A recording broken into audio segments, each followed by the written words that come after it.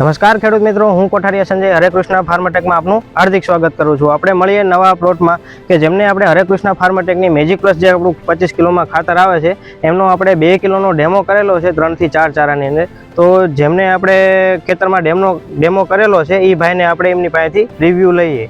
આપણે જે magic plus ખાતરનો જે ડેમો કરેલો છે આ 3 ચારામાં છે। આ તમે જોઈ શકો, આ 3 ચારા, આ ચારા તમે જોઈ શકો છો।